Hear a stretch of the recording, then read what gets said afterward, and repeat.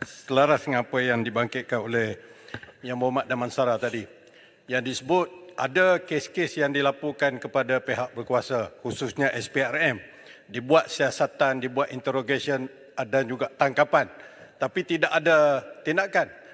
Persoalan saya sebaliknya daripada itu. Ada pula kes-kes yang dibawa oleh SPRM ke mahkamah dalam keadaan terburu-buru, dalam keadaan yang tidak bersedia. Bagi contohnya yang dibawa terhadap Yang Berhormat Tasik Gelugur baru-baru ini. Dah dibawa ke mahkamah. Tiba-tiba DPP minta supaya DNAA dulu kerana charge-nya tidak proper lagi. Kemudian dituduh kembali. Juga kepada pemimpin-pemimpin daripada Perikatan Nasional. Dibuat tuduhan apabila dirujuk permohonan untuk mahkamah menilai semula, mahkamah mengatakan bahawa tuduhan itu tidak proper. Tidak dalam keadaan yang sebenarnya, yang menyebabkan terpaksa di acquitted and discharged dan sebagainya. Jadi kita nak tahu apakah tindakan kerajaan memastikan sesuatu aduan, komplain berhubung dengan kes-kes jenayah, terutamanya rasuah ini, diberikan perhatian yang sewajarnya mengikut undang-undang sebelum ianya digunakan kuasa AG di bawah perkara 145 dan sebagainya. Terima kasih. Terima kasih Yang Berhormat. Sebenarnya saya secara peribadi sebagai seorang yang pernah menjadi peguam jenayah dan juga peguam sivil, memang selalunya berhadapan dengan satu elemen frustration, bahasa yang saya boleh guna secara tanpa ada niat jahat. A very good faith statement, frustration, bukan niat jahat. Saya tidak menuduh mana-mana agensi. Tetapi saya rasa pada tahun 2023 ini kita melihat bahawa dengan saya selalu menekan pada elemen teknologi, social media teknologi, tidak ada apa yang boleh disembunyikan lagi. Maknanya banyak maklumat ada di luar sana. Jadi bererti bahawa dalam negara kita agensi-agensi penguatkuasa mesti menjalankan tugas mereka dengan penuh transparansi dan accountability. Dia tak boleh lagi menganggap bahawa kuasa yang ada tu boleh menjadi suatu kuasa yang sewenang-wenangnya. Itu adalah dia punya general premise.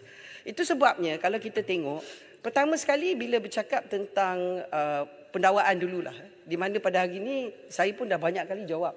Komitmen Kerajaan Madani memang ada kepada elemen pemisahan AG dengan prosecution powers. Memang.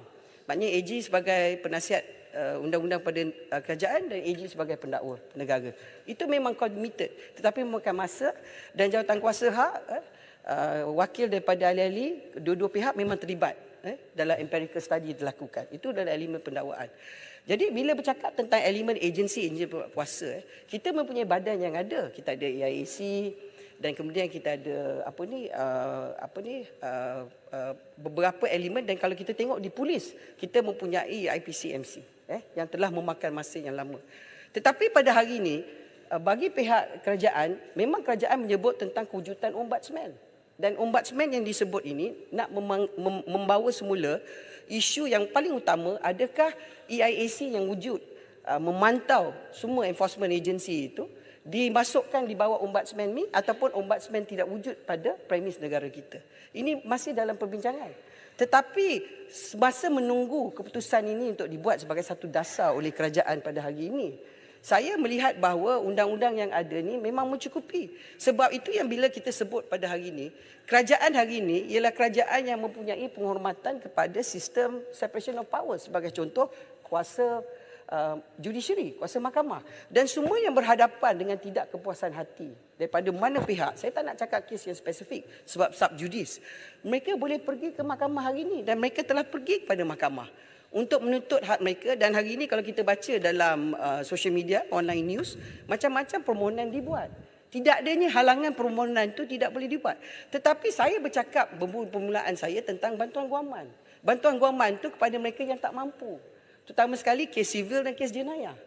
Kes-kes yang disebut, kata contohnya individu yang punya kewangan yang besar, ataupun badan-badan organisasi yang besar, syarikat yang besar, atas tuduhan rasuah, atas mana-mana tuduhan yang dilakukan, mempunyai kemampuan untuk mencari peguam. Dia tidak boleh mendapat bantuan guaman. daripada premis percakapan perbahasan saya pada hari ini permulaan dengan Jabatan Bantuan Guaman dan YBJK.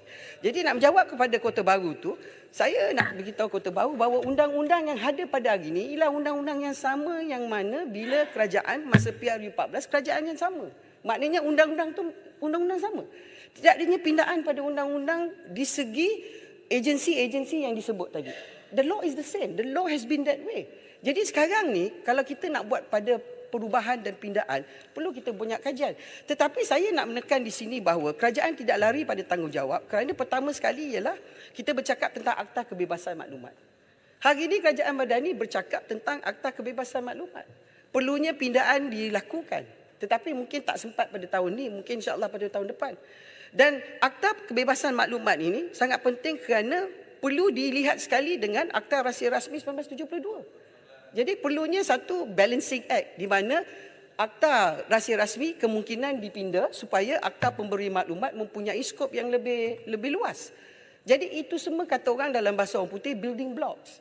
Jadi kita tidak boleh hanya datang ke parlimen membuat pindaan sewenang-wenangnya tanpa membuatkan libat urus bukan saja dengan ahli-ahli politik ataupun wakil rakyat di sini dua-dua blok, tetapi juga pada agensi-agensi terlibat yang akan melaksanakan perkara tersebut. Tetapi dialog tersebut, perbincangan tersebut, percakapan tersebut disebut oleh Kerajaan Perpaduan Madani oleh Yang Amat Berhormat Perdana Menteri ke-10. We are not keeping quiet about it. Kita bercakap. Sebab kita mempunyai kesedaran perlunya satu perubahan di segi landscape kita. Dan apa gunanya nak bercakap tentang contohnya mempunyai undang-undang yang begitu ketat kalau Akta Kebebasan Maklumat tidak memberi perlindungan yang sepenuhnya kepada pemberi maklumat. Jadi siapa yang nak report?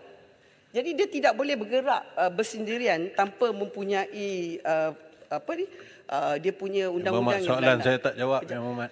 Kejap, satu-satulah Yang Berhormat. Kemudian Akta Perlindungan Pemberi Maklumat yang 2010 yang apa dia Yang Berhormat? Yang Berhormat Menteri